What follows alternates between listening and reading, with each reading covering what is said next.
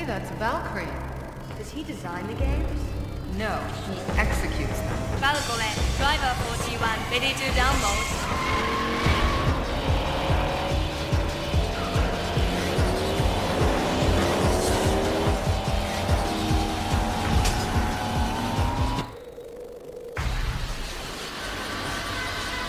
Reality always hurts. Welcome to the real world, SEGA Saturn. I'd like to talk to you about a menace threatening humanity. It's happening right here, in our very homes, and corrupting the lives of our loved ones. Maybe they're friendly.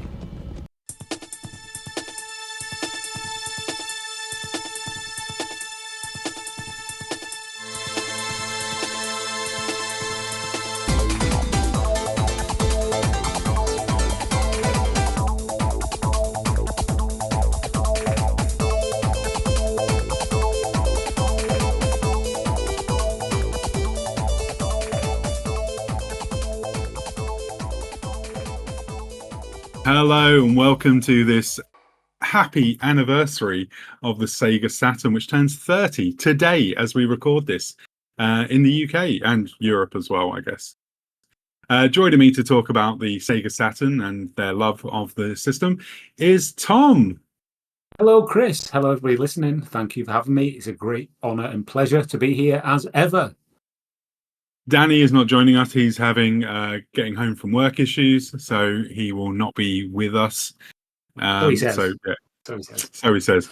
He's probably, playing PlayStation instead. PlayStation, yeah, I was going to say that, Yeah. playing on a PlayStation, yeah. Yeah, I can't talk nicely about the rival of the love of my life. That's what he's thinking. Today is July the 8th as we record this, and it is the official launch date of the SEGA Saturn in Europe, I guess. And yeah, I really want to get to talk about the SEGA Saturn with a little bit of history about it, go on to our history of it, and then talk a bit about our favourite games on the system. And we won't go through like a list or anything. We'll just talk about some games. Because I don't like doing a lad Bible, let's list stuff sort of thing. And and then we'll sort of talk about some of the cancelled stuff that was on the Saturn. There's actually some really interesting games that I found that were cancelled for the Saturn during its lifespan. Some I didn't even know were announced for the Saturn. So, and then talk about the Saturn legacy today, how you can play Saturn games in 2025. It's not easy still, is the short answer. Yeah. But anyway, so let's start off then with a bit of brief history about the SEGA Saturn. The SEGA Saturn then was the follow-up to the mighty Sega Mega Drive, or Genesis, if you are that way inclined. I'm a Mega Drive man. I believe you are a Mega Drive man as well, Tom. Mega Drive man all the way, yeah. Yeah, because you're a family of Sega, aren't you? Yeah, so my very first console was actually the Mega Drive, and it was a part and parcel of my formative years, shall we say. Before the Mega Drive, I had an Amstrad, and going from like loading games on tapes to going to playing games on a cartridge was just like revelatory. I know that the Master System was a thing, but I wasn't really into games as much as I am now then. So to get the Mega Drive and go from like playing games on tape to a cartridge was just kind of, well, it's a phrase I'm going to use a lot in this podcast, but it was mind-blowing. And yes, from there, we had all the add-ons for the Mega Drive. We had the Mega CD, we had the 32X, and then it was just a natural progression onto the Saturn. So we'll get to that, I'm sure. Yes, we will indeed. This episode, yeah. I mean, this may also blow your mind, but you could have gone full Amstrad and Mega Drive at the same time by getting the Mega PC. I mean, yes, you could have, but did anybody really want to do that? I mean, I don't think so. Alan Sugar would have wanted you to. I'm sure he would, but he tried to get us to do it with the GX4000, didn't he? But everyone was like, yeah, no thanks. Burning Rubber was fun, though. Yeah, Burning Rubber was all right, yeah. Yeah, that's the only game I played on that, because I bought one off of a mate for 10 quid when I was about 13, I think. So this would have been 92, and yeah, he was just like, oh yeah, I don't play this. Do you want it? And I was like, oh, really? I was like, Please take it. how much? I was like, how much? And he was like, tenner. And I was like, yeah, okay. Bought it off him for a tenner. Played Burning Rubber a few times. Tried to find games in like secondhand shops and things. Couldn't find any. Yeah. So I took it into this place called Bose & Co in Cambridge, and I ended up getting, I think it was like £45 for it. So I made a profit.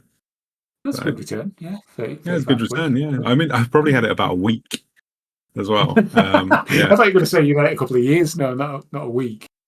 no, 1 week is all I had it for, and then took it into Bose & Co. And yeah, they were like, yeah, we'll give you 45.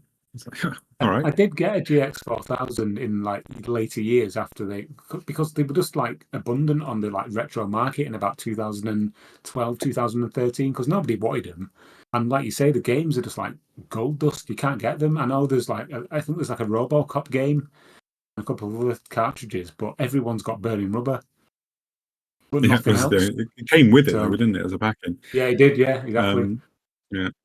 So this has turned into the GX48 podcast. We just talk about GX48, GX4000 next, whatever it's called. Yeah. Oh, there you go. Anyway, so Sega Saturn was released on this day yeah. in 1995, but it had released previously in November in Japan in 94 and in May with the sneak attack in America, where Sega, obviously decided to release the Sega Saturn on the day that they had an E3 panel or conference, which was maddening as retail were not expecting it.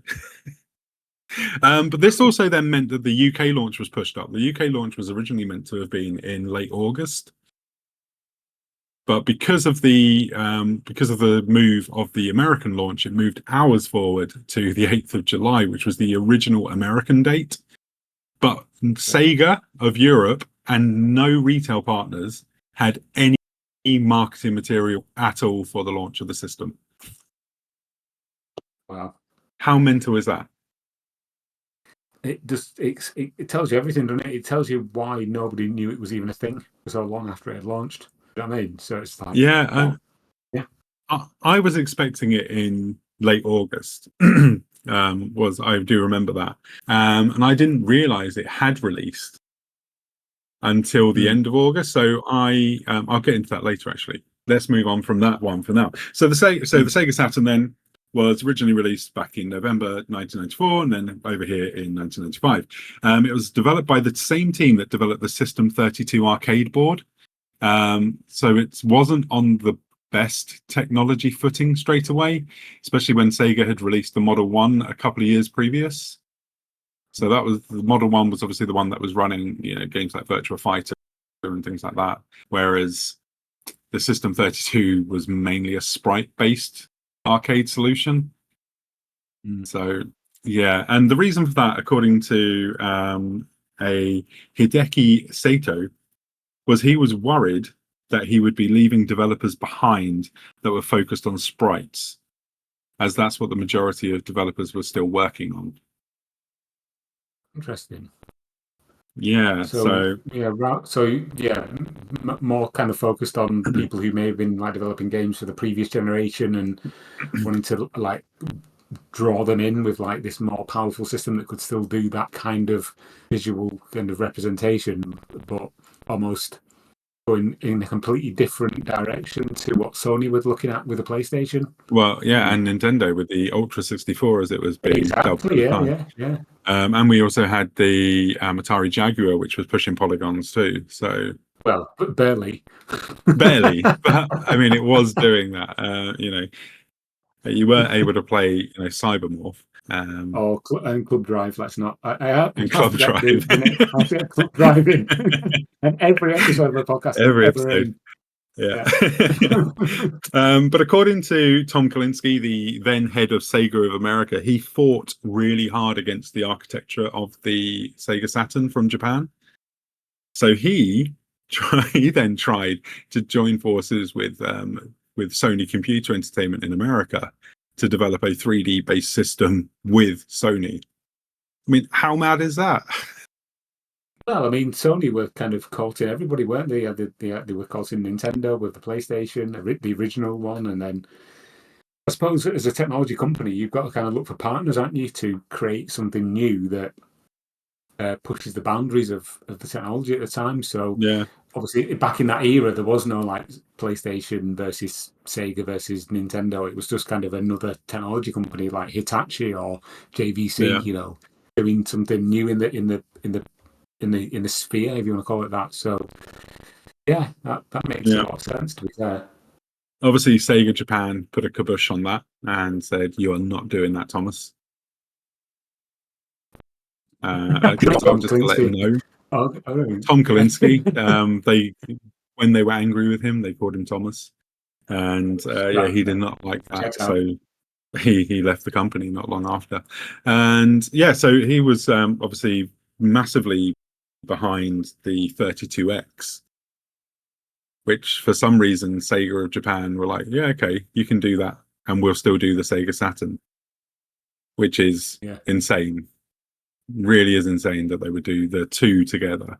But I guess the president probably didn't anticipate the Sega Saturn being released so early either in America, because usually things get a good year, don't they? To sort of like, well, back then, a console was released in Japan, then about a year later, you got the Western release, or in our case, like 3 years later in most cases. You know, it was quite a Yeah, long yeah. wait. And Back downgraded in the with day. a PAL version Yeah, as well. with our borders. Like, Yeah. yeah, it's going to be 3 years later. It's going to be slower. It's going to be 50 hertz, and yeah, you're going to pay more for it as well. So yeah, cheers, lads. Yeah, but to be fair, on the Mega Drive, at least they did optimize their games for 50 hertz, Mm, yeah, whereas Nintendo games were not optimized for 50 hertz. Like they ran slow and you could feel it. Whereas on like when you're playing Sonic or Sonic 2, I didn't really notice that it was running slower, you know. no, because from Um, memory it ran fine. But if you play like the original I sort have of played it Japanese, recently. That's the thing. oh, I played the it's PAL still version of faster. Sonic 1 recently, and I was like, this isn't too bad in comparison to what I remember as well. Because I thought at the time, obviously, it was the fastest thing on earth with that blast Yeah. processing that they had in there, you know. Obviously, yeah, But yeah, yeah. And Sonic being the fastest thing alive. yeah, exactly. But yes, so Sega then tried to get Silicon Graphics on board as well as a partner. But again, that was vetoed in Japan.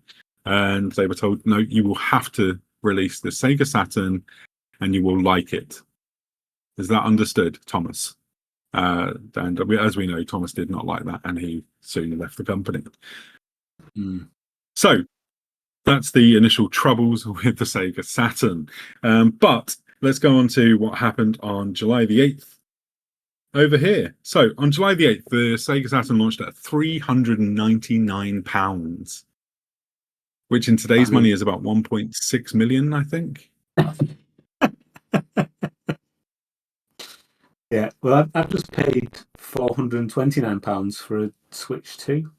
So Me to too. me, that Me that too. sounds like a bit of a bargain. To be fair, £399. Back, well, I suppose adjusted for inflation, it's probably not 1.2 million, but it's It's significantly going to be more than. higher. Yeah, than it'll probably yeah, be yeah, around about £600 or something like that.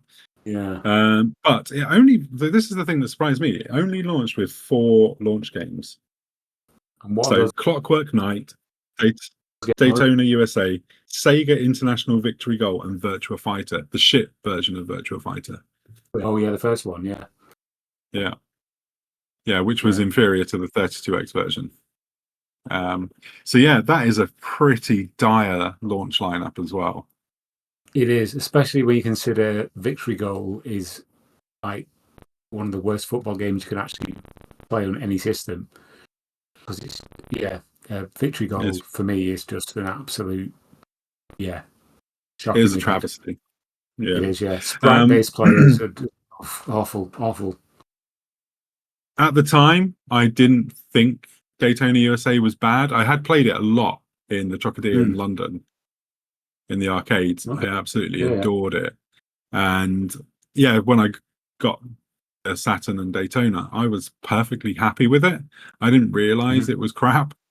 Yeah, but then when you start to when you play like Ridge Racer on PlayStation, you're like, yeah, this is shit. Like, it's just, it looks terrible. It runs awfully on Saturn, and it's got that horrendous pop in. So when you got the big Sega mountain on the first track, Yeah. and it just appears out of nowhere, and you're like, really, you should be able to see that, even if you don't have the detail of Sonic. You could at least have like a big grey slab in the distance. Yeah. Yeah, I know really exactly what you bad. mean. Yeah, when you're driving around 777 Speedway, and it's just like the whole kind of arena, and again what you mentioned there, the mountain, the Sonic mountain pops up like 20 feet in front of your car. Just like, whoa, did not see that coming. I mean, you can use the map in the bottom corner, but it's just like it doesn't look very good, does it? No. And then when you get onto the city one, the one with the bridge, like it looks like San Francisco's bridge. Yeah. And that bridge just appears as well. Is it Seaside Street but Galaxy? you don't even yeah, that's it. And you don't see the whole bridge either when you're on it. You're like, what am I driving towards? Oh, it's another part of the bridge. It's another part of the bridge. It's another part. And it's so bad. But at the time when I first got it home and played it, I was completely in love with it. Yeah. Because I could hear the music this time. Because in the arcade you couldn't hear the music. Like in the arcade, literally we could hear were little wankers in the background. You could not hear what was going on that arcade cabinet. So yeah, I got to hear the music and I was like, oh my god, this is absolutely incredible. I'm loving this so much, through my little speaker on my 14-inch TV in my bedroom, my little Goodman's TV. The thing is though, it was a different era. So when you got these things, you'd only seen like images in the magazines. So when you actually got the chance to play it, you couldn't just go online and like look at Digital Foundry or see other videos of different things on other consoles and see if yours was as good as. You were just like, oh, this is the thing I've got, and it's better than what I had before. And wow, it's fucking, sorry, swearing, it's 3D. Do you know what I mean? It's like, and that's like, wow, it's awesome. Yeah. So we move on to our history with the Saturn. Yeah. I'll let you go first. I'll let you go first with yours. Okay. So, I mean, as we've already alluded to, I was very into the sort of Sega world growing up, having had the Mega Drive, Mega CD, and all that kind of stuff. So it was a natural progression to want the Saturn when I first became aware of it. And naturally, back then, it was all through the magazines like Mean Machines Sega, Sega Power, which then became Saturn Power. And I was just like, oh, I was super hyped for this thing called the Saturn. I was like, yes, it's coming. I want it. So I got one for Christmas in 1996. And it came with 6 games. It came with Alien Trilogy, Sega Rally, Sega Worldwide Soccer 97, Loaded, Firestorm Thunderhawk 2, and Virtua Fighter 2. So those were the 6 games that came with it, and that was my introduction to the Sega Saturn. And by anybody's metric, that is a buttload of quality gaming, and especially as an introduction to like the 32-bit era. And yeah, I was completely enamored with it. It was just everything I imagined it would be, having come from, like I say, from the Mega Drive. And yeah, it was just the best Christmas ever. More games. Some games got played more than others. For example, Sega Rally and Sega Worldwide Soccer were the big hits in the house that Christmas. But as time went on, I kind of branched out and played the other games that had come with the actual console. A little anecdote that I think I may have told on other podcasts in the past is that the console was meant to come with 2 controllers and a steering wheel, but it only came with 1 controller and a steering wheel. The official Sega Saturn steering wheel, which has got almost like an oblong-shaped wheel on the top of it. Yeah, it's a strange thing, isn't it? It is, yeah. So Me and my brother played a lot of the games in two-player mode, with one of us using the steering wheel as the second controller, because none of the shops were open because it was Christmas. We couldn't go to the shop and get our second controller, which should have come with the console. So things like loaded, you had to use the steering wheel to basically That's control the amazing. character. So you'd have to turn left and right with the steering wheel to like make the guy move left and right. In Sega Worldwide Soccer, you had to use it to like control the players. That it's just ridiculous, you That know. is Um, so funny. but yeah, about a week later, when the shops opened, I think my mum went down to the shop to complain, and she was given a controller sort of gratis, you know, So did as you an get apology. the good controller? Because I got 96, the because 96 they'd done the refresh of the Saturn yes, hardware, yeah, that's right. and Yeah, they no, did yeah, the new controller. yeah, it did. It actually came with a good controller, inverted commas, the sort of the rounded one, not the old Yeah. square one. And I know what you mean, because one of my friends got a Sega Saturn at the same time that Christmas, and he got the bad controller. And when I went round to his house, obviously I was none the wiser, and he gave me this controller. I was like, "What the hell is this? This It's big awful. angular thing?" And the Yeah, it is. D-pad Yeah. is absolutely terrible compared to the one on the next Saturn pad, which is like Mm. the second best D-pad of all time after the Vita's D-pad. Um, but it's Controversial.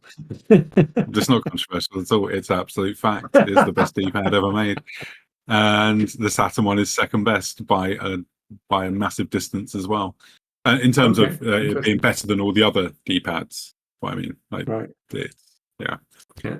yeah, you can stick your SNES D-pad where the sun doesn't shine. Wow. Shots Because fired. I know that Shots fired. shots Anyway, fired. Yeah, I'm going to get cancelled for that. Chris, Yeah. come on. What was your first introduction to the Saturn then? Well, Thomas, my first introduction to the Saturn was seeing it. I must have been in Edge magazine. Yes, I was one of those kids who, even though he was an early teen, was buying Edge magazine ahead of all the other magazines.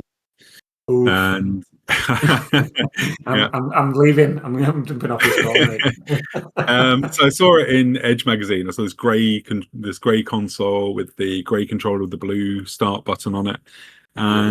and I read, obviously they were making Daytona USA, and I'd been playing that in the arcade, like I said, in the Trocadero in London.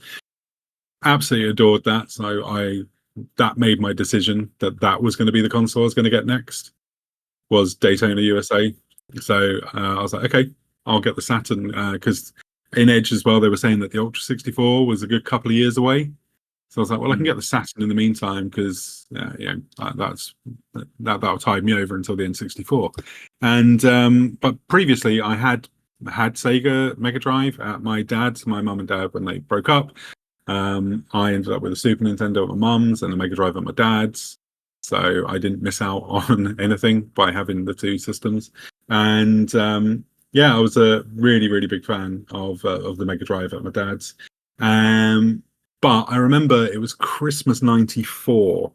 It was the year I got my my guitar for my birthday.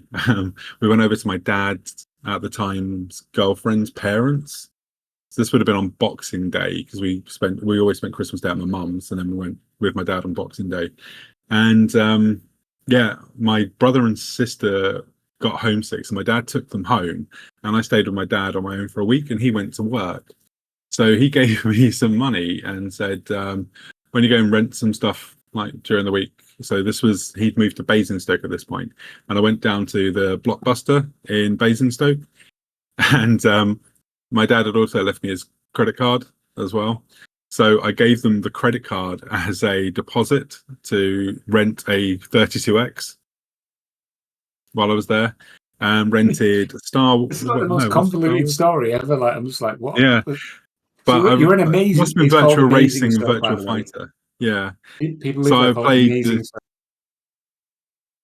but Basingstoke is a hellhole. You can't really do much else there. So Right. yeah, I just rented the 32X for the week that I was there, and played the shit out of Virtua Fighter and Virtua Racing. And that to me was just like, okay, this cements it. I have to get a Saturn, because if they're this good on 32X, how much better are they going to be on Saturn? The answer is both of those games were far inferior on the Sega Saturn, unfortunately. But yeah, so I said this on the last episode actually. I worked the summer of '95 as a hod carrier, but between year 10 and 11, I was in for On a school. building So site, it kind was, of thing. yeah, one of my friend's dads was a builder, and well, he ran the company, and yeah, me and his son. He said, "Do you want to work over the summer and earn some money?" I was like, yeah. Let's do it. That'd be cool. I didn't realize that until getting up at 5 o'clock in the morning and working all day in the blazing sun. But yeah, it was really good. I ended up earning just shy of £1,000, Ooh, a lot of all money then. cash, non-taxable because I'm fucking 16 at the time Yeah. and a student. So yeah, I then took that money, went straight into Cambridge on the bus. This was the day that I got the money as well. Spunked the lot on a Sega Saturn with I got Virtua Fighter, Daytona, Clockwork Knight, Panzer Dragoon, because Panzer Dragoon came out late August. And I got that, and what was the other game? I think it was yes, it was Pebble Beach Golf Links, because I really enjoyed the PGA games on the Mega Drive. I bet, mate. I bet. Just, I know it sounds like really like flippant, just meant like reminiscing about this, but I bet you felt on top of the world, didn't you? Be able to just go and go, I want to say the Saturn. Here's the cash. I want these games, and you were taking it home, and you're just like, oh my god, I've made it. Yeah, I've made it in life. Do you know what I mean? I did. I took it home. Yeah. Shoved the SNES away, like on Toy Story. It's like, I don't need you wipe it off anymore. wipe it off the thing, like Yeah. go into the bin. I got a Saturn now, and yeah, I got that. Oh, and the memory card as well. My console did come with two controllers, but they were the two shitty controllers because that was the launch ones at the time. And I do remember thinking, why can't I plug a Mega Drive pad into this? A 6-button Mega Drive pad would be so much better than this shit. Because remember the L and the R button as well were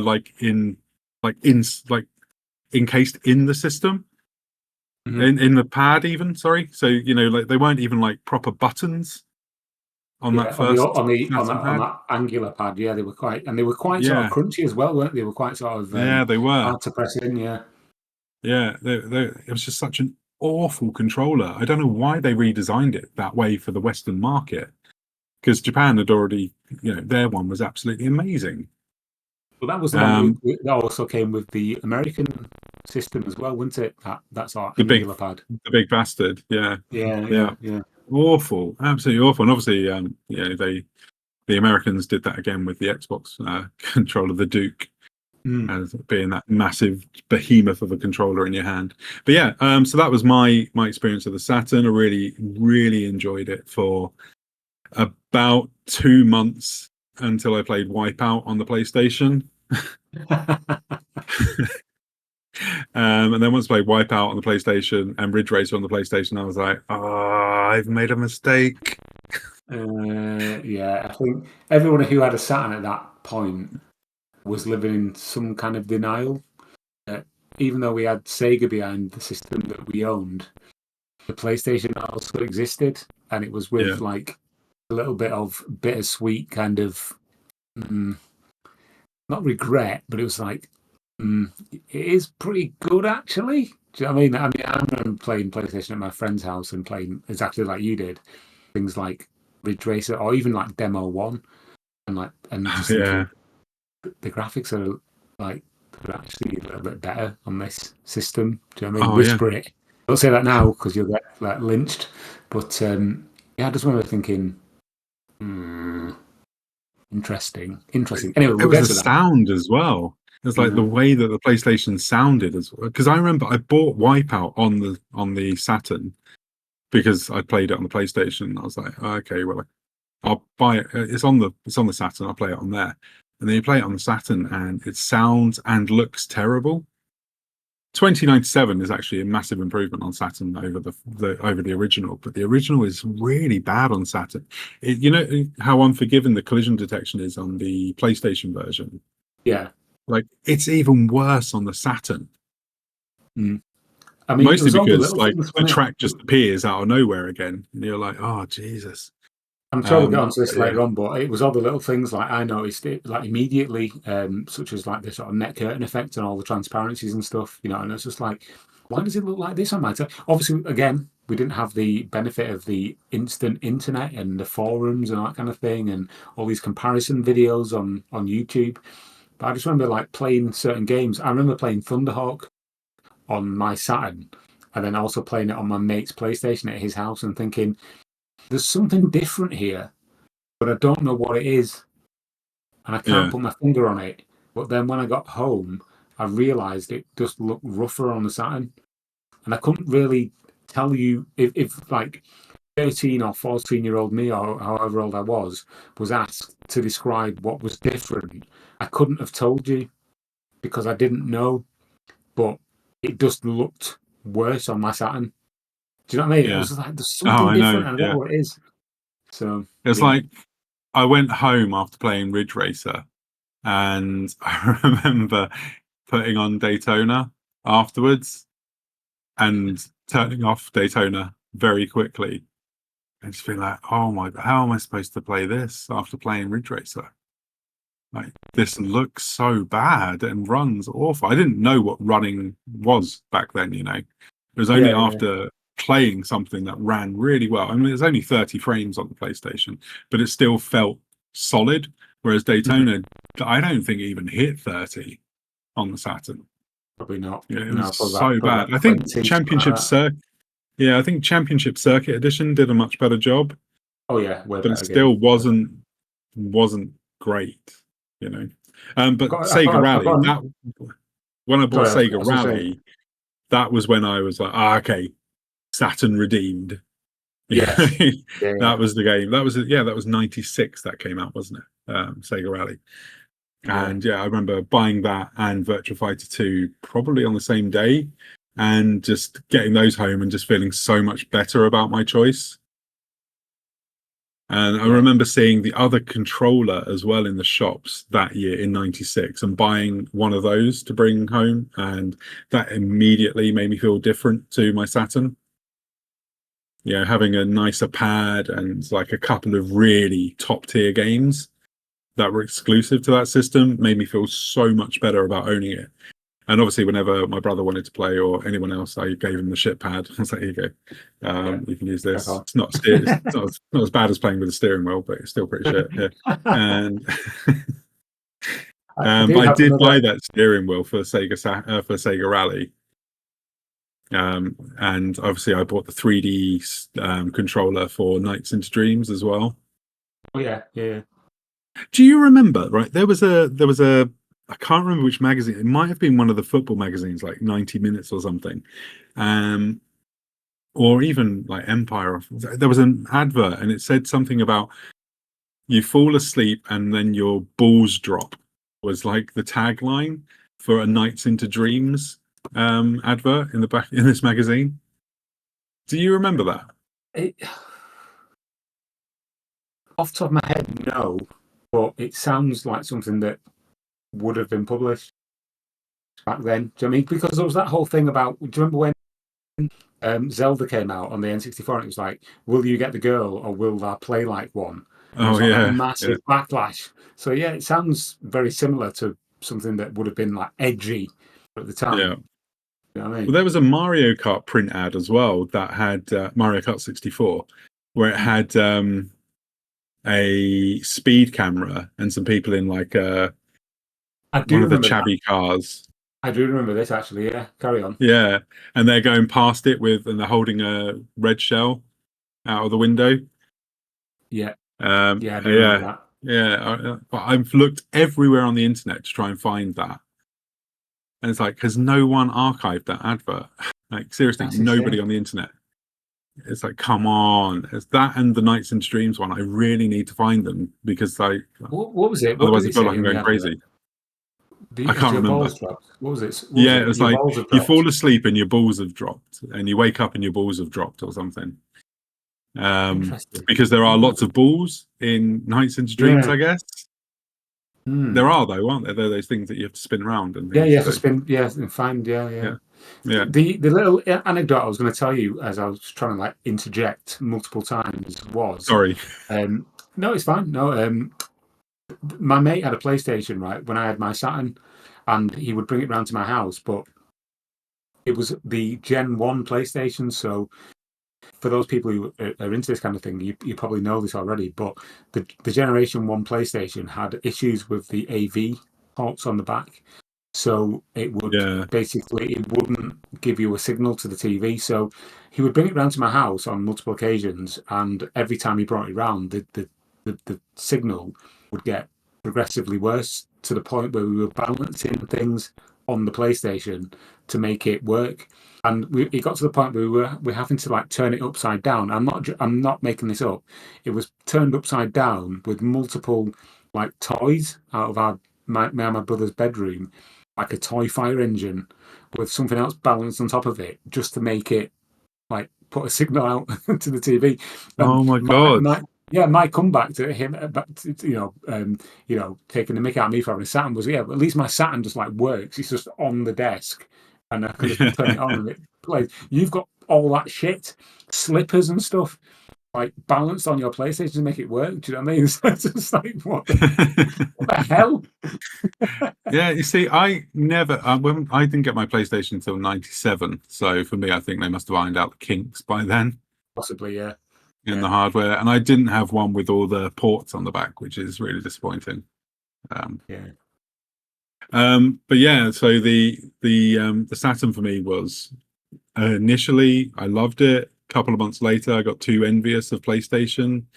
But then, like I say, by '96, I was really starting to enjoy the Saturn, but mostly for two games, which were Virtua Fighter and Sega Rally, and then Nights into Dreams came along. I really enjoyed that. But then I started. I was really into the Sega Saturn magazine, the official one. Yeah. And that was talking about importing in the official magazine, mostly because there weren't enough games coming out for them to cover.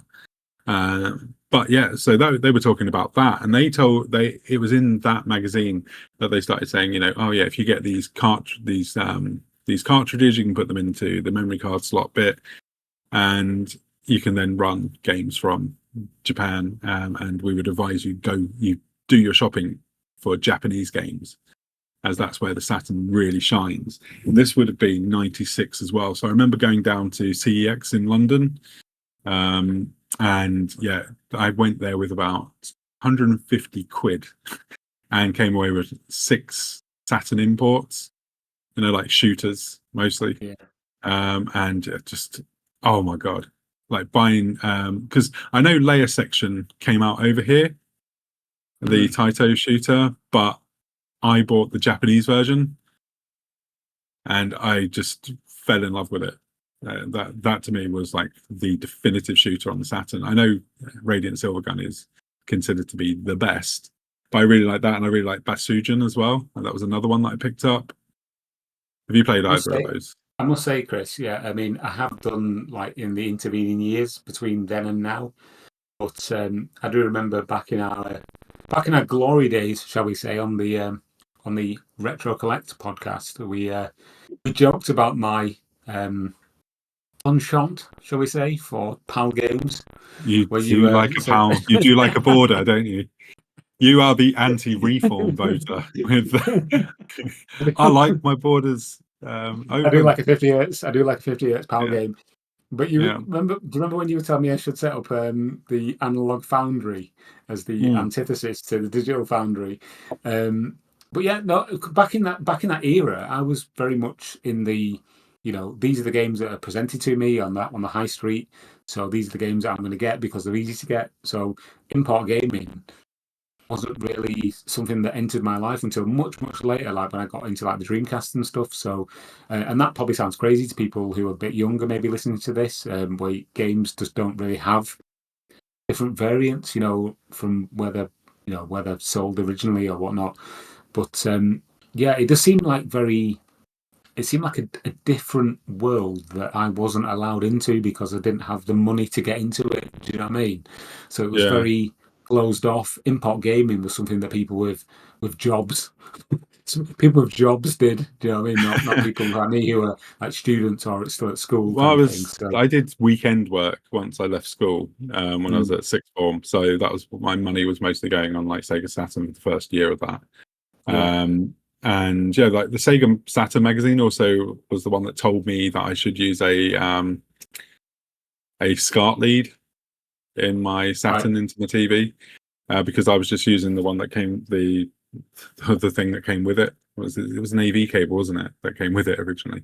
Yeah, that's the one that went into the aerial port on the back of the telly, Yeah, the little yeah. sort of coaxial thing. Yeah. Yeah, and I did that, and it said, "Oh, and once you play Sega Rally for the first time after switching to SCART, you'll wonder, have you got new eyes or something?" I remember the article saying, and I do remember putting Sega Rally in for the first as my first game to play once I got a SCART cable, Mm. and yeah, it was just like a whole new world. I was like, "Oh my god, look at it pop! Look at the Yeah. colors!" Yeah, I before It's that I had amazing. no idea It's about these amazing. things. It's amazing thinking back to that era, like with a modern head, with like all the options we've now got, with all like OSSCs and all that different technology to like kind of upscale our old games onto new TVs and things. But back then it was just like so. It was like the dark arts, wasn't it? You either into Yeah, it or you weren't. You either stuck with what you had. You stuck your AV cable into the aerial port on the telly, or if you were lucky, you had like an RCA cable. You know what I mean, with the three different ports. Or if you even luckier, you had like an S video. But now it's just like kind of second nature to anyone who's into this kind of thing to just like go for the best image quality. But back then it was just like, yeah, it's what you had. You know what I mean? It's what you've got. You've yeah, got. I had a tiny little portable TV in my room at the time, and it didn't have a SCART cable. SCART block connector on the back. It just had an AV, so it was just like, well, that works. So I'll put that in. yeah. My Goodman's TV that I was talking about, my 14-inch one, that one Mm. did have a SCART cable. I had no idea what that was. Yeah. I thought maybe it was like air holes or something to cool it down. Because I was like, I don't know, what is this thing at the back? And that was when I first got the TV. I looked at it and I was like, what is this bit? Mm. Yeah, and it was only when like I said, I saw this thing in Sega Saturn magazine that made me then rush out. But not rush out. It was like good few weeks later that I went out and got a SCART cable. And I remember them saying to get the official one, even though it's more expensive, it is the better of the SCART cables to get for the Sega Saturn. And I think the official one was like 30 quid, and the cheaper ones were like £10. But because the article was like, you want the best one, so I was like, yeah, I'll get the best one. Even though I'm only playing on like a 14-inch TV, I think maybe it was a bit of a waste. I think. But yeah, it was good times though. I mean, I did love the Saturn, like so much. It was just so much fun, and it wasn't fussy, like the PlayStation, like you talk about with the fact that there were some issues with it, with it working and stuff like that. But there wasn't loads of games, but the games Mm. that were there were on the whole pretty good. Mm. All right, I There were some suppose. absolute stinkers though. I mean, there were some absolute stinkers on the Saturn that I bought, like is it Dirty Angry Dwarfs or something? Oh, was it three dirty dwarves? Dirty Dwarves, that's it, yeah. Right. Oh my god. I bought that thinking, I bet that's fun. Oh, it was not fun. Yeah, It was so I had bad. a similar experience because I was I think I'd been a little bit spoiled by playing Doom on the PC, on the 486 PC we had in our Oof. house, and I was craving first person shooter. So this first person shooter was I became aware of it, and I thought I need to get it. I need to get some first person action on the Saturn. It was a game called Robotica, and I think Oh it my might have been god, the yeah. first person shooter on the Saturn. I thought I need that game. So when I got some money for my birthday, the following March after I got my Saturn.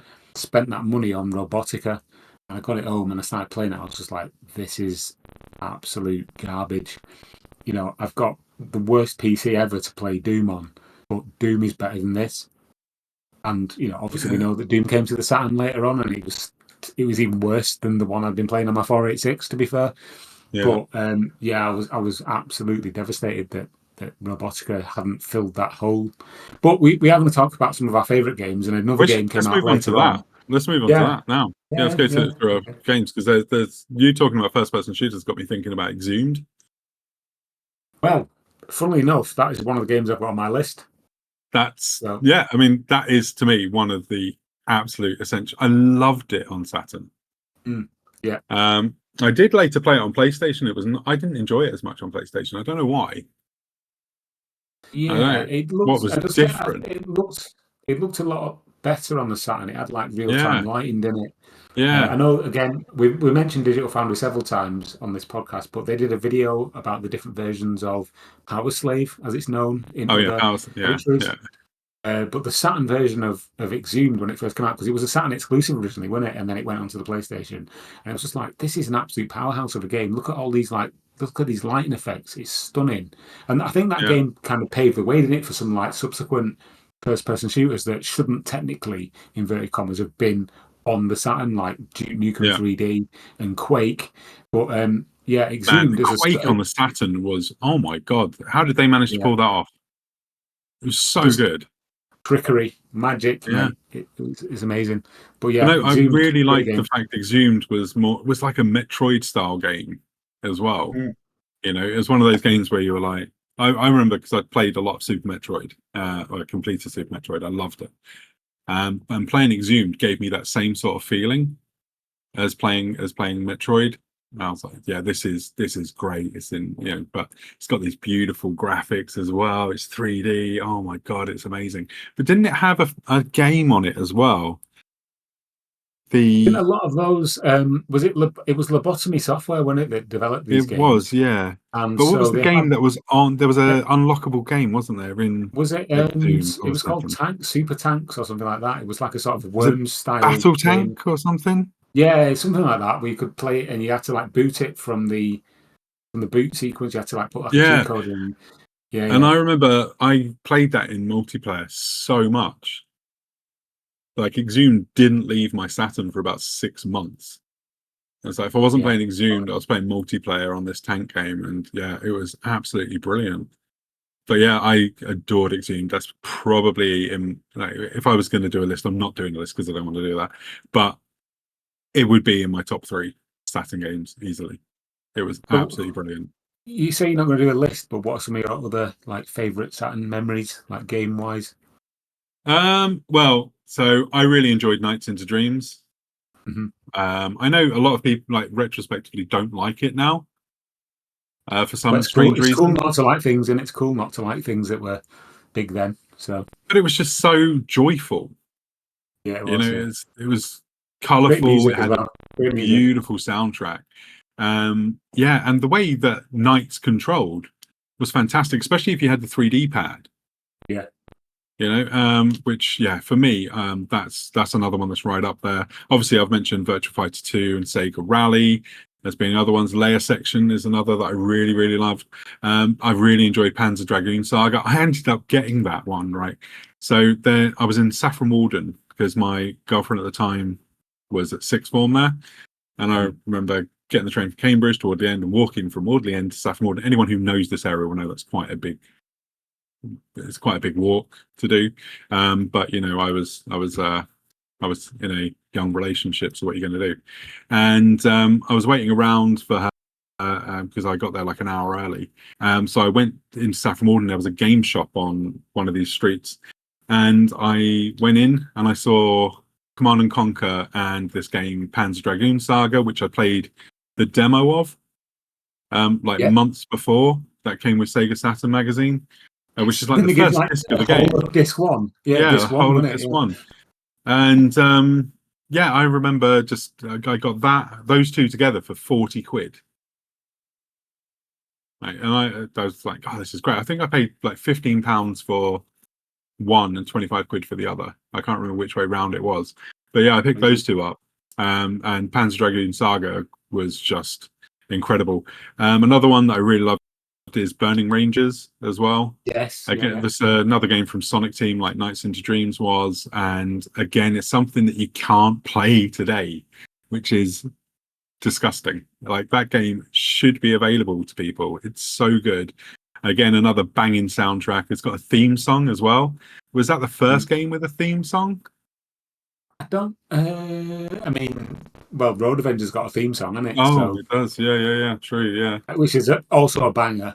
So, Yeah. So, trying to think of anything else that I've Shining Force 3. Have you played Shining Force 3? I'm not a big fan of RPGs, so. No, Okay, but so this is more. It's more of a turn-based strat or tactic game, like a Fire Emblem, something like that. And yeah, so we got the first part. So it came in 3 parts. This series, and the first part came out over here, and parts 2 and 3 came out in Japan. Didn't come out in the West. But because I really loved the third one so much, I went and imported 2 and 3, even though they were in Japanese. And I printed out in my sixth forms library a FAQ to get through both games. It was so many pages as well. But yeah, I didn't. Obviously, back then you could just do that sort of thing when you're at college. You can just go in and use the computer. Yeah. So yeah, I just downloaded. Well, not downloaded, but printed it all off. Yeah, and then played through those. Absolutely loved it. I had no idea what was going on in the story in parts 2 and 3, but I remember the first one having an absolutely banging story as well. But yeah, I think those for me are probably my big ones that I really enjoyed most on Saturn. What about you? Well, we've already spoken about one, which was Exhumed. That was the first on my list. Sega Rally, naturally, because everybody's played that, and it's a stupendously good game. One that even rally games of today are compared to, rather. I also really like the Road Rash that was released on Saturn. It's like really, really good version. Obviously, it's derived from the 3DO version, but it's just a really, really great game. One game that you mentioned earlier on, Chris, that I actually have a bit of a soft spot for is Virtual Racing, the Time Warner interactive version for the Sega Saturn. The shit version on the Saturn. No, the good version on the Saturn. The reason I like it is because it kind of expands on the virtual racing that we like know and love or hate. It gives more content. It does give more content. Yeah. Maybe it's just my memory, but I really enjoyed it because of the expanded kind of career mode, and there's like more tracks and more like vehicle types. You had like go-karts and all that kind of thing. I just thought it was. I just really enjoyed it at the time.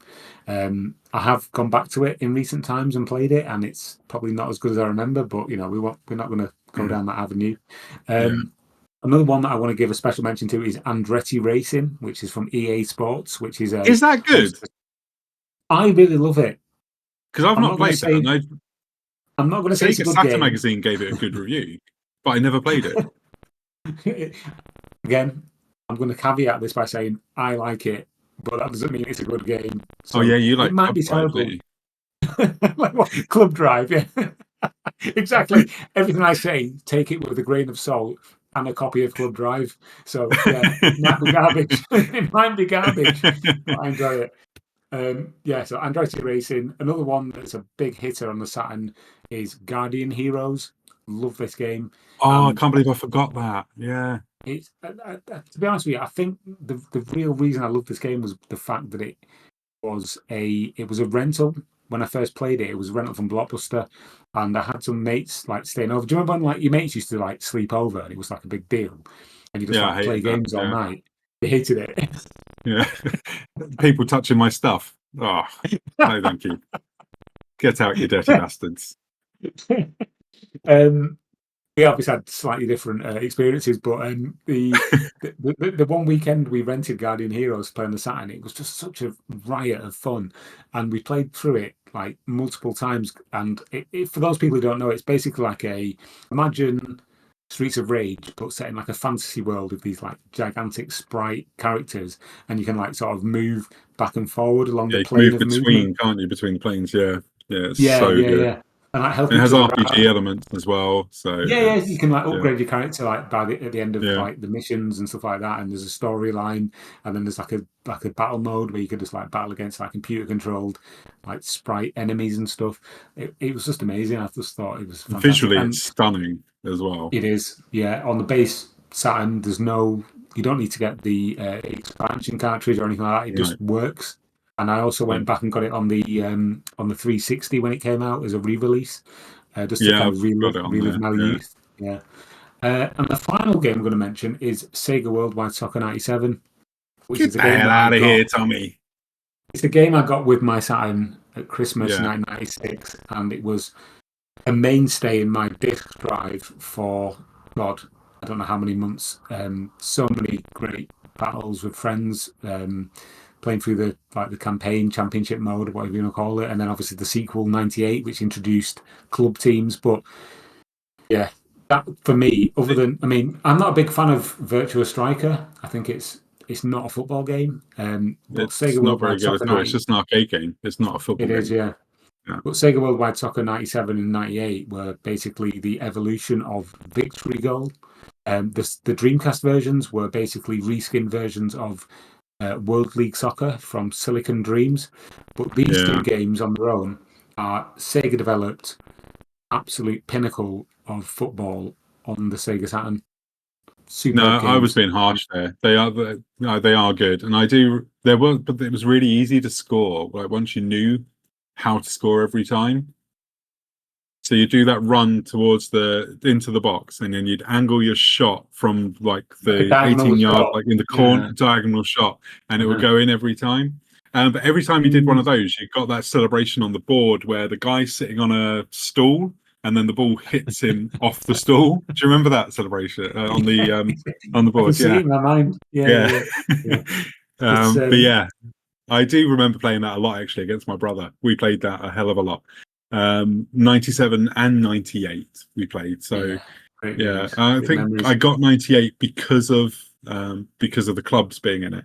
And but yeah, I think less of it because I've been playing ISS Pro on the PlayStation, Yeah, yeah. I mean, which ISS Pro and 64 had come out by the time yeah, 98 came out, so I was spoiled as well. I mean, I'd been playing ISS 64 for a long time before 98 came out, so yeah. yeah, it took the shine So off a it little kind of bit, but lost at the time, that. there was, Yeah, exactly. But it was really good fun. It was really good fun. I didn't like it as much in single player because it was really easy because like I say, you find that way to shoot and that was it. You'd win every game like 10-0. must have missed that. But Go when you're back playing into against it. when you're playing against a brother, when you're playing against your brother and stuff, it's fun, because Yeah. it's always nice to beat your brother like 10-0. But Absolutely. do you know I'm still yet to record a victory against my brother in a game called Super Tennis on the Super Nintendo. Oh, really? Yeah. Wow. That's 30 odd years later and I still can't beat him. I did get really close when it was on the Nintendo Switch Online. We were playing online and then my connection dropped and I was winning, Oh, but it doesn't count because we didn't finish. So no. God, what a battle for the ages that is. Jesus. I know one day I'll beat him. But yeah, sorry, that's going off topic, isn't it? But anyway, yeah. So the Sega Saturn's library, I think, was vastly underrated by those who didn't have one. Mm. Yeah, I think it's people who don't have them that look down their noses at the Sega Saturn. We haven't touched Because on if you things had, like the 2D fighters. Do you know what I mean? The 2D yeah, fighters. exactly. I was You've going to mentioned mention that. Yeah, I was going to mention the yeah, fact that because you mentioned the expansion carts, the 16 meg, weren't they? Is They it were 8 meg? 16 meg, or is it 8 meg? Yeah, it was 8 meg, wasn't it? Yeah, the 8 meg expansion carts. So you could, yeah, because like Street Fighter Alpha 3, because I got the Japanese version of that. And my God, that was absolutely fantastic. It was better than the Dreamcast version. It's so good. And but even before that, though, with Street Fighter Alpha 2 and X-Men Children of the Atom on Saturn, was so much better than on PlayStation. The Like, only game I infinitely really better. had that I remember the only game I used the cart with was it was one of the King of Fighters games. Was it King of Fighters 97? It required 97, I think, was the first one that came out over here. right because it was one that needed the cart to actually play. Yeah, and it came in like a Else big it wouldn't. cardboard box, and you Yeah, got yeah, the that's it. yeah. That was 97. Yeah, that was good as well. That was the game that got me into King of Fighters.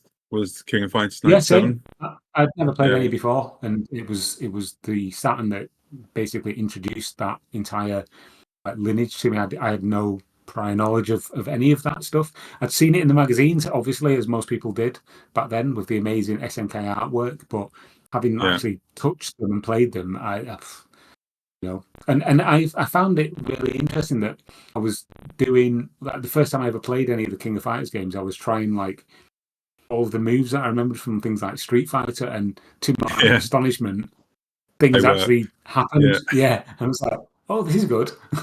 Yeah, yeah.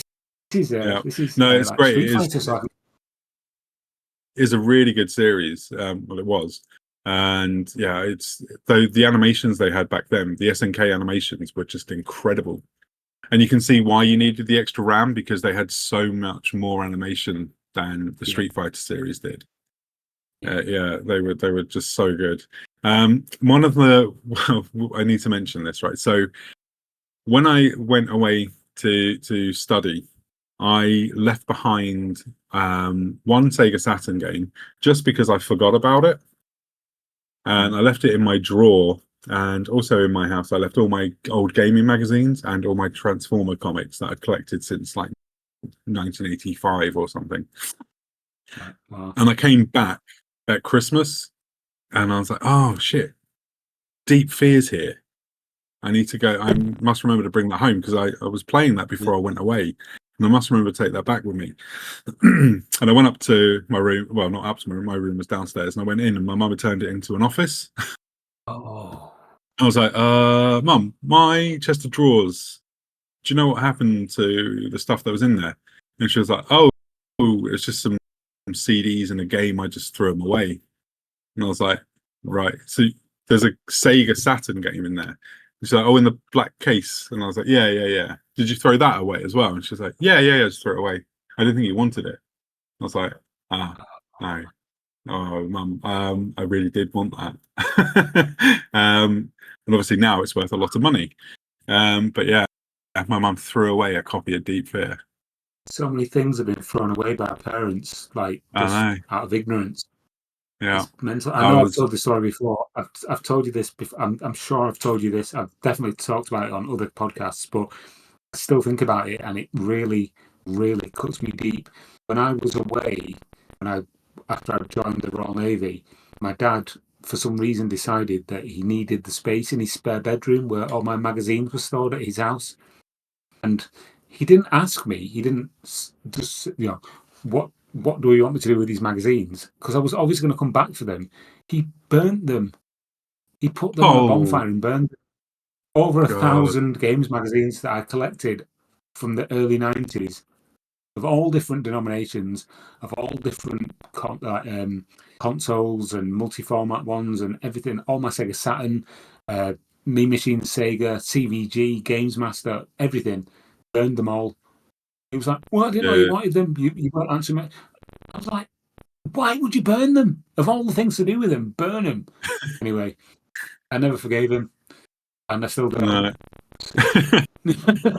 No, my mum gave away all my gaming magazines. This is all my Edge, all my Games Master, Sega Saturn, Super Play, and all CVG, all of them, and all my Transformer comics. She just gave them to a charity.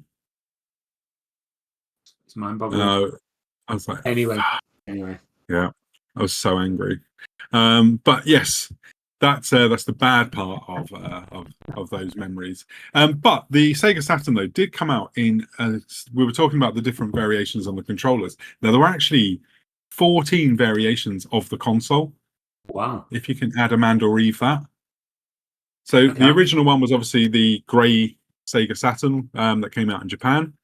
That's the one I have Then sat here, right by my is that? by my foot. Yeah, that's the one I've got here now. Yeah, Oh man, it's beautiful in that grey.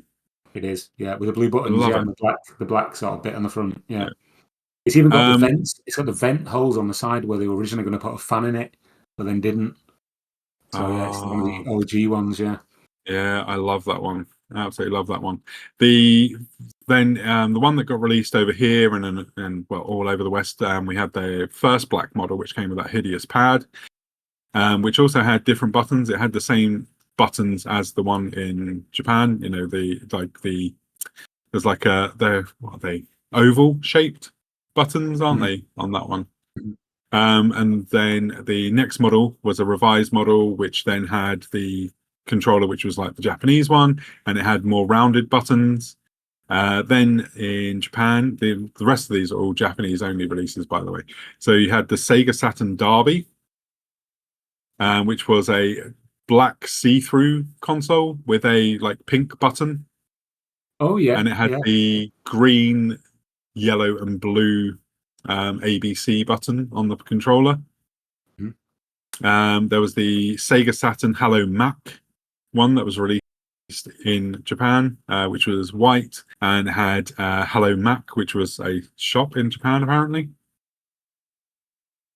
The next one was the Sega Saturn Sonic, which was another white Sega Saturn console that had Sonic printed on it, and it was a Toys R Us exclusive in Japan. Then Sega released the Sega Saturn White console in 1996 in Japan, which was the all-white one, and had the white pad with the green, yellow, and blue. Sorry, I'm trying to remember the colours off like from memory here, so that's why I'm Right. stretching for those. You had the Sega Saturn Skeleton This Is Cool console, which Oh was yeah. another Yeah. see-through one, but had This Is Cool written on it. Then the Samsung Saturn, which actually didn't come out in Japan. This was a South Korea exclusive one, and it had it was a multi CD player, so it was like sold more as a CD player, but with a Sega Saturn built in. The Hitachi High Saturn was released in Japan, which was in conjunction with Hitachi. Again, they did another model of that, which was the High Saturn again, but was a revised model of it. Then you had the Game and Car Navi High Saturn, which was one that you would plug into your car, so you could play the Sega Saturn on a little tiny screen, like on the PS1 mini version. We had the little screen. This had one of those as well. Like a Dreamcast type thing. Yeah. Yeah. And you had and it ran through the AC adapter from the cigarette lighter in the car. They had the Sega V Saturn, which was a dark grey one with V Saturn written on it in purple. And then you had another variation of the V Saturn one. So there we go. They are 14 different variations of the Sega Saturn. And nobody bought any of them. Yeah. So I want to go through some of the cancelled games on the Sega Saturn. Now, there were some games here that I didn't even realize were announced. I'm just going to run through some, and we can then talk about some of them if we see. Yeah, crack on. So, Eternal Champions: The Final Chapter. I did not know that Sega had started work on a sequel to Eternal Champions on the Saturn. Me neither. But apparently it was in development and announced. But Sega of Japan told Sega of America to stop work on it and focus on Virtua Fighter as a thing to promote. That makes sense. So again, was it 2D? Was it 2D Fighter? Was it just no? They were trying to go 3D with it. Okay. That's what they say anyway. Another game which I did not realize was even announced for the Saturn was these are all games that are Sony first party, really. So Psygnosis and another one. So G Police was announced for Saturn but cancelled. Formula One, the original Formula One from Bizarre Creations, announced for Saturn, cancelled. Medieval, from the studio that then became Stony Cambridge, that was in active development for Sega Saturn and meant to be an exclusive until Sony bought the studio. GTA was originally announced for Sega Saturn, again didn't come out. Lethal Enforcers 1 and 2, so the game that came out on the Mega Drive and Super Nintendo, was announced. On the Mega CD as well. It was on Mega CD, yeah. Micro Machines V3. I did know that was announced for Sega Saturn, because I do remember seeing that in magazines, but then it just disappeared. Mission Impossible was originally announced for the Sega Saturn. The that game awful N64 game. Yeah, it was originally announced for the Sega Saturn as well. Did not come out.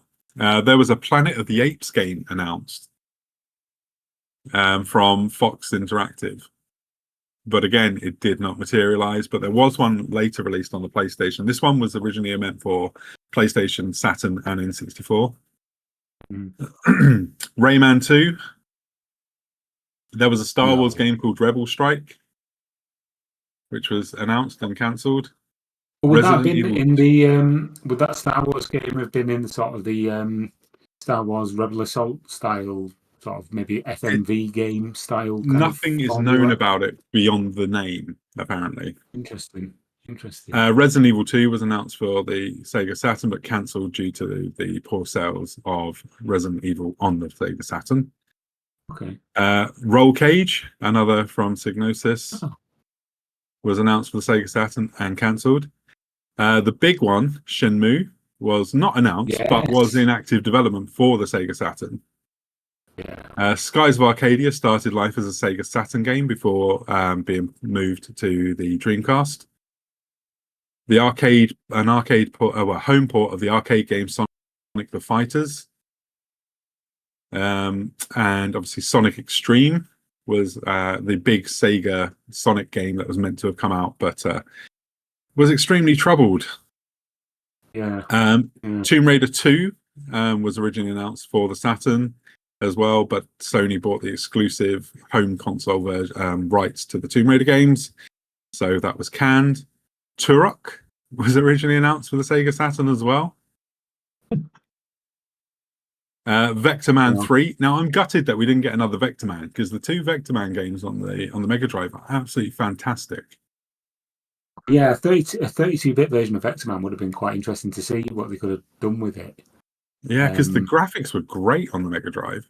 Yeah, they were. Yeah, and if they could have done that on the Saturn, it would have been amazing. But again, I reckon they would have tried to move it to like a sort of a 3D style thing, because that was all the rage then, when it was like things like Bug.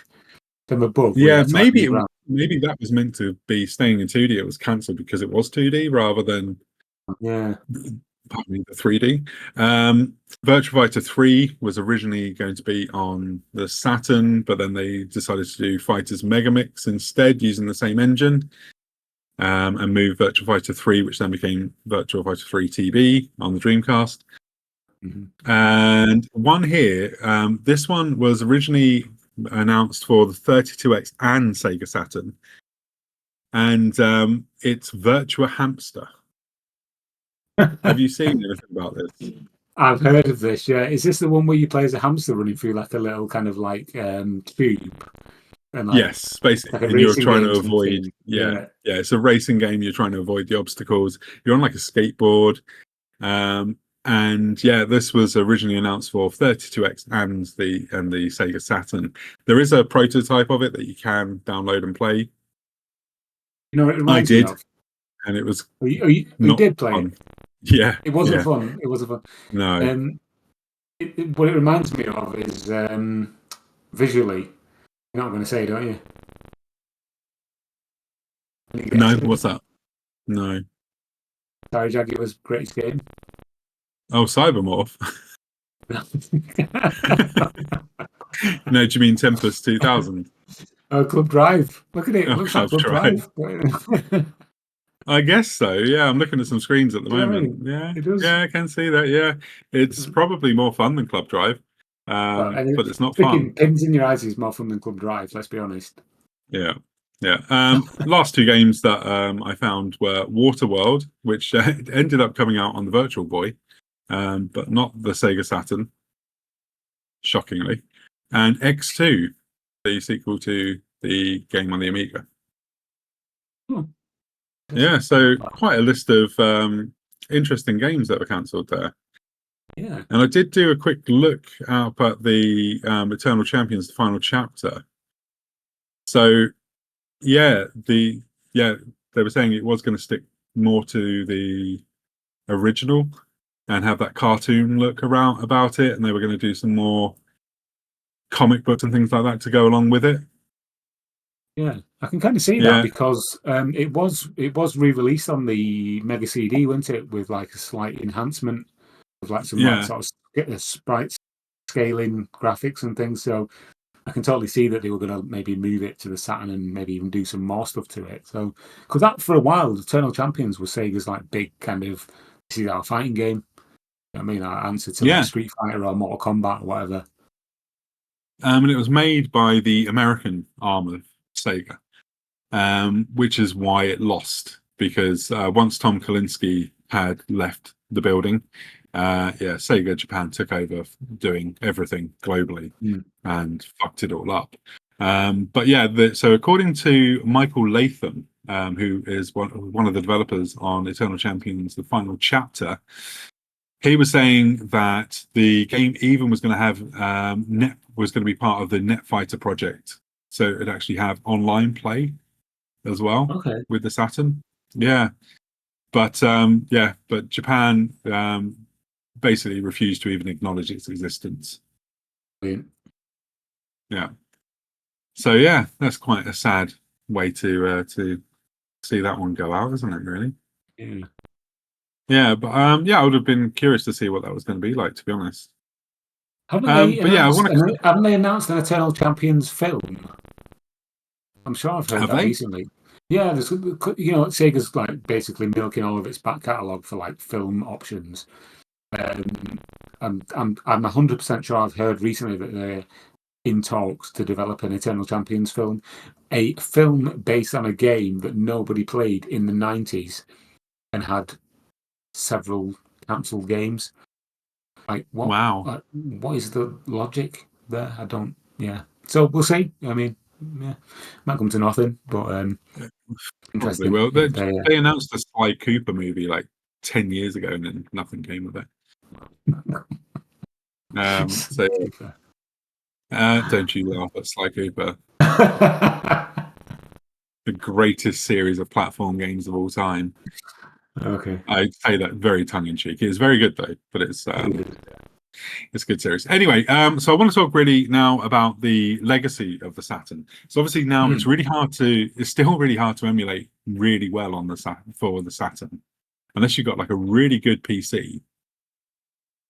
It's really difficult to get those games up and running. However, City Connection have been doing a series of games called the Saturn Tribute Run. Have you played any of those, Tom? I have not. I'm sure you'll tell me about them. Shit, I forgot to mention one of the games that I can mention it now, actually. So, they're on this engine called the Zebra engine, which is a Saturn like emulator for them, but they rebuilt, like the games are made again in this engine. And yeah, so they've got Elevator Action Returns, which I forgot to mention. That's one of the games I imported. Yeah. And it's just an absolutely stonking arcade game. And it starts out where you are playing like an old style elevator actions trying to get through a building, and then it moves into like loads of different levels of where it's just it's such a good action game. But yes, that's one of the games that's available. These are on all platforms: PC, Switch, Xbox, PlayStation. So you can get so there's Elevator Action Returns. The layer section is on there as well. I've been playing that recently on that. Other ones are Cleopatra Fortune. What else have we got? There's Puzzle Bobble 2 and Puzzle Bobble 3, which are the Saturn games on that. Batsugan, which is another really good shooter. Assault Suit Lanos 2 is. Have you played Cybernator on the Super Nintendo or Assault Suit Yes, I Lanos have. on? Yeah. I've played Yeah. Cybernator. Target Earth, I think it's. Yeah, Target Earth, I think was the Mega Drive one in the series. And so this one is the Saturn version as the sequel to Assault Suit Lanos, which is the Mega Drive version, which was Target Earth over here. And it's absolutely fucking brilliant. The only problem is I bought it on Switch and it's not compatible with Switch 2. It's one of the few things. All the chances. I know. But otherwise, you can play some Saturn games today. If you bought them back in the day, you can play. In Radiant Silvergun, that's on all modern systems as well. You can play that on all of them. Mm-hmm. Yeah. Guardian Heroes, you can play on Xbox 360, which is also backwards compatible on the Series X and S. Nights into Dreams is backwards compatible on the Series X and S. But if you haven't bought it, you can't buy it now. Classic Sega. Yeah. Daytona USA, again, another one that's sadly no longer available to buy, but you can play it if you owned it back in the day on the Series X. Yeah. I'm trying to think of any other Saturn games that were released, but I can't think of many more.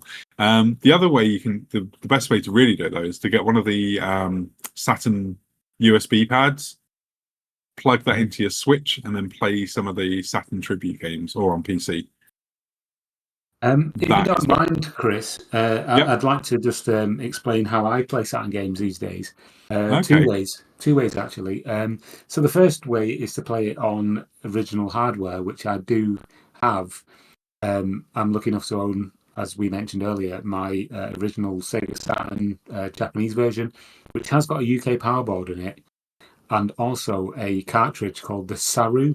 So I've got all the ROMs for the Saturn games that I used to own, some which I still do own, and I can play them through that cartridge using an OSSC and on my 4K TV. Looks great. Very nice. Yeah. So, I mean, I have to give props to a guy called James who runs a podcast and YouTube channel called The Sega Guys, because he kind of put me onto all this and got me into this. And we've reminisced many times about the Sega Saturn because he's a massive advocate for the Saturn.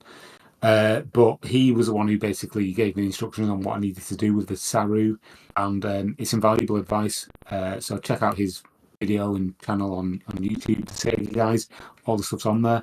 The other way I've been playing Sega Saturn games is through a thing on the Mac, on the MacBook Pro. It's called OpenEmu. It's a Mac-based emulator which actually can emulate multiple different systems, but the Sega Saturn emulation is absolutely spot on. Really? I've not played a game. I've not played a ROM on it yet that hasn't run. There may be some compatibility issues with some of them, but I've not come across anything as of yet. The only problem with this thing is that because it's a Mac app, for some reason it requests access to all your keypad presses, regardless of whether or not you're using it. So I'm a bit iffy about that, because why would an emulator need that access? I mean, in the privacy settings on the Mac. But other than that, if you could turn them on, don't put your bank when details you in. Exactly, yeah. That's the only thing I'm a bit iffy about. But if you just want to play Saturn games on your Mac, OpenEmu is a worthy thing to seek out, I think. Yeah. Oh man, I'm gonna have to. No, well, I haven't got that Mac anymore. Yeah. Like I say, the only way I can play it is by playing these ones that get re-released. Because I tried using an emulator on PC recently, and even though my PC's not on this one, but on my partner's PC is really beefy, so I was like, oh, this should run it, because I can run modern games at 4K 60 or 120 frames per second, on that one. And I tried playing Die Hard Arcade, and it ran so slowly. It was awful. This is Yeah, no it's fun. weird Saturn, isn't it? It's weird Saturn emulation Yeah. because I mean, there's so many different platforms out there. There's things like the what's the thing that's out? It's like a Raspberry Pi, but it's not a Raspberry Pi. Mainly, it's purely for like gaming. It's got that different cores. Oh The yeah, I know what you Mister, mean. the The Mister, Mister, Mister, the yeah, Mister, yeah, the Mister yeah. has like cores releasing all the time for it, and by all accounts, Saturn emulation is pretty decent on that. I might be wrong, but yeah, They are, though, aren't they? The Mister. yeah, they are like the ultimate kind of emulation device. But apparently Yeah. the what's the thing that's the modular console that you can have like different CD drives to Oh, it? the Poly Mega or The something, isn't Poly it? Mega is that Yeah, plays Saturn games as well, doesn't it? So yeah. There is, yeah, but I mean I've never that played one, but requires the actual disc, though, doesn't it? it does. Yeah, yeah. Yeah.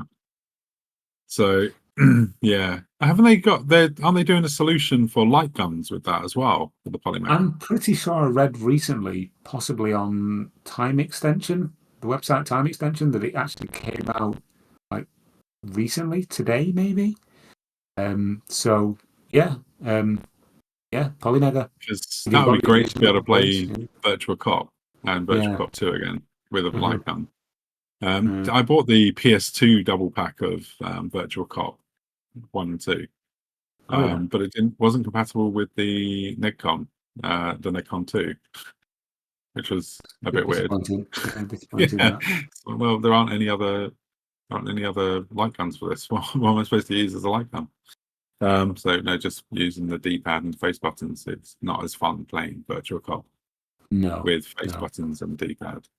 But yeah, but Virtual Cop is another really, really great. So though both Yeah, of we them, didn't even touch on the light gun yeah, games. It'd be like House of the Dead and that kind House of of thing. the And Dead, yeah. I what was mean, that one?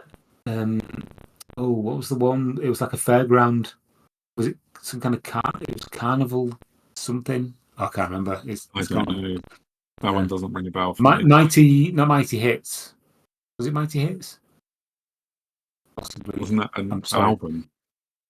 No, yeah, yeah. I think Mighty Hits was a Saturn light gun game, but Oh, I okay. might be wrong. But it was in the vein of the one that Namco released on the PlayStation with all the weird little games. Oh, like Point Blank. Yes, yeah, that's it. Yeah, Yeah. but yeah. Anyway, But there was some amazing games on the Saturn. I think if you were going to collect a system now, it's quite a easy one to collect for if you're not going after Panzer Dragoon Saga or Deep Fear, because they'll set you back a few quid. But if you were just going to like try and get the Japanese games, they're really cheap absolutely. even now. Yeah.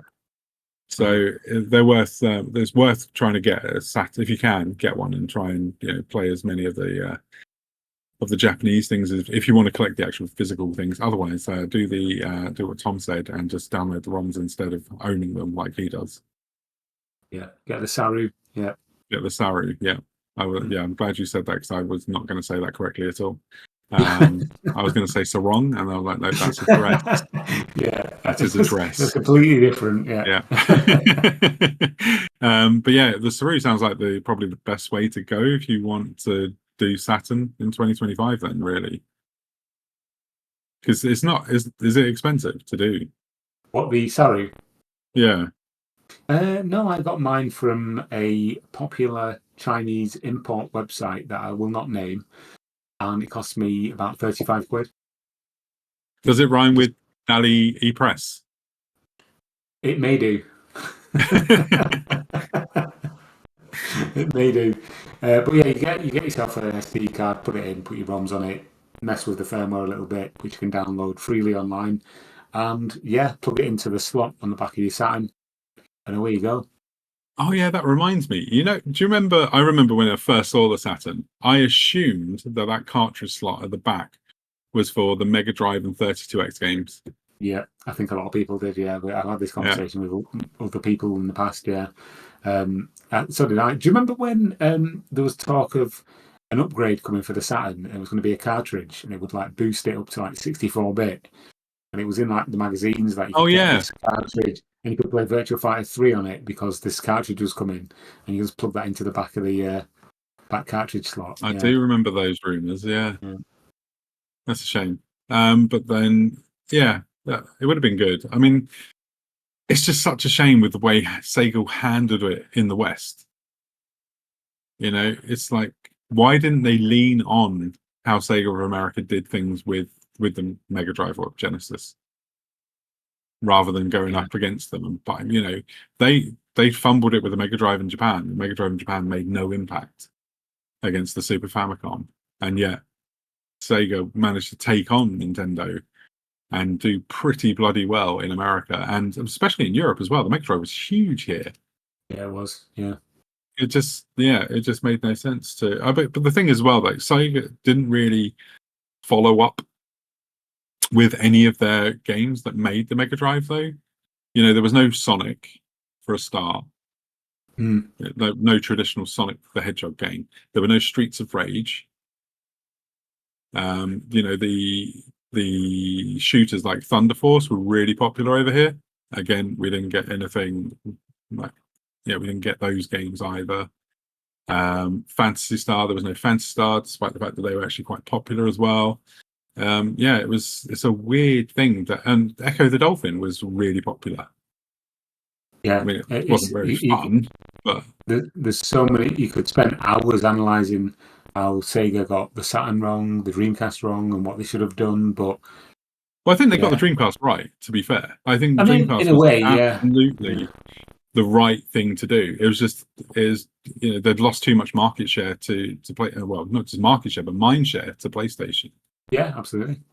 Yeah, and that's all it really was, because obviously gamers don't have a loyalty to a system as a whole. Some people do. There are fanboys, obviously, of consoles who will only buy one console. Yes. However, as a collective species, we don't have one thing that we're like, we're only buying this. Yeah. We'll go wherever there's good stuff, right? Yeah. I mean, there's the thing I remember from my childhood. I'll get that, So yeah, it's right. Yeah. If you'd had Streets of Rage or Echo the Dolphin or Sonic on the Saturn, everyone would have been like, "Oh yeah." Yeah, can you imagine if they'd have done a really good, like, 3D version, well, not even 3D, but like a 3D with a 2D plane of Streets of Rage? Like, I mean, that would have made people like sit up and Heroes kind of thing, yeah. It would have been it would have been good. I mean, I know there were really great games on Saturn, but they didn't have that mind share that people know. With Nintendo, they're always going to release Mario, they're always going to release Zelda. Right? That's just what they're going to do. And you can't really say that about PlayStation. Don't release anything anymore. But it's just, you need to have your core brands, right? And you stick with those core brands going from system to system. And if you see that something is absolutely massive, like Sonic the Hedgehog, just make a new Sonic the Hedgehog. It doesn't even need to be 3D on the Saturn. It just needed to be a new Sonic the Hedgehog.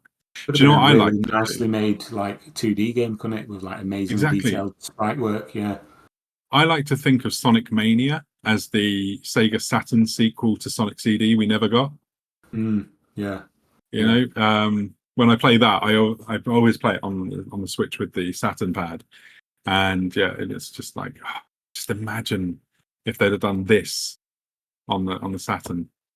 Because I mean, it could have been done. The Saturn was a really powerful 2D machine, and if they'd have made a sequel to Sonic CD on there, it would have been amazing.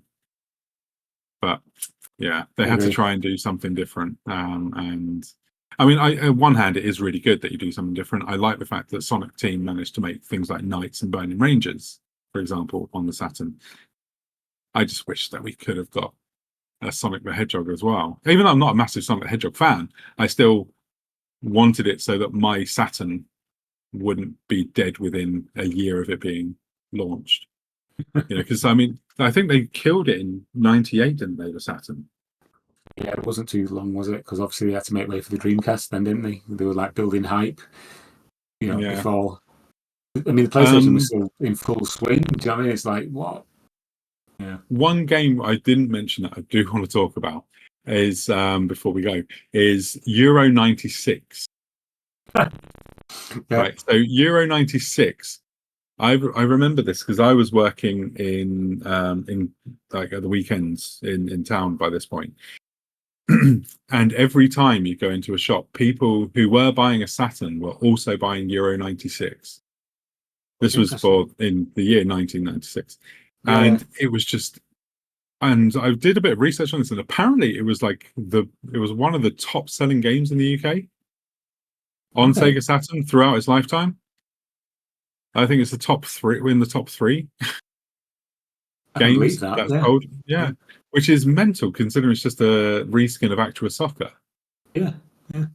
But it was a Sega Saturn exclusive as well. You know, it had this. It had Euro 90 and Euro 96 was such a moment.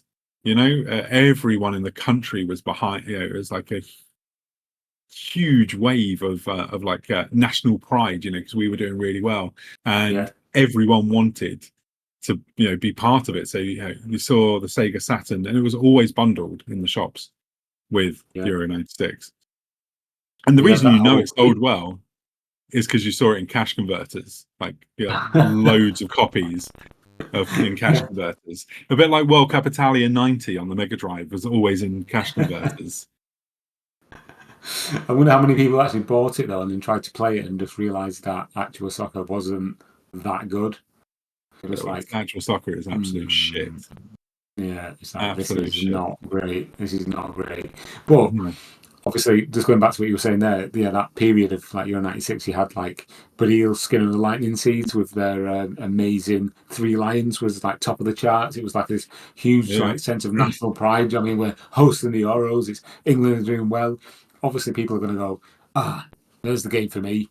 Euro 96 on the Sega Saturn. Yes. And then get it home and go. Yeah.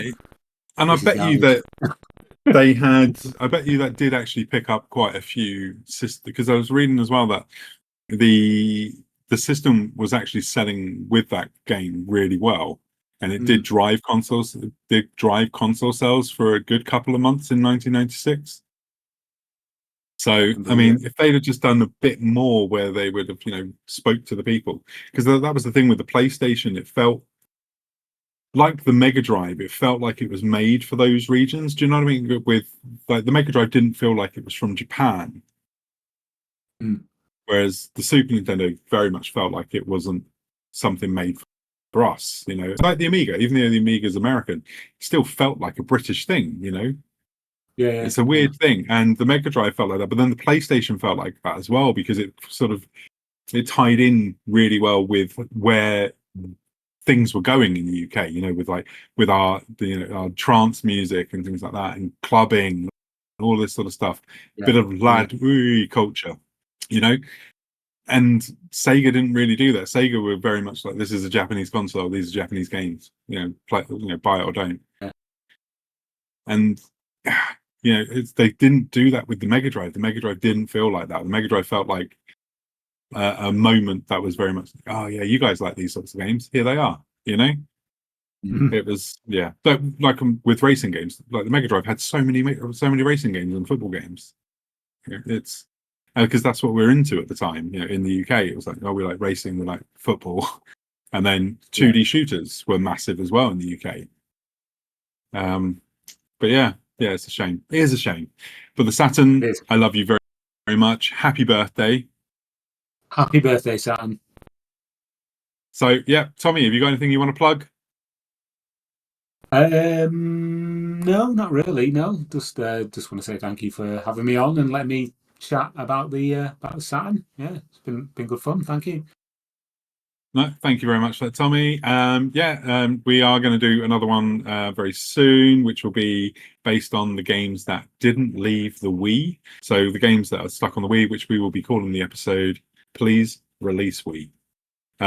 Join us next time when we also find out what becomes of the broken-hearted.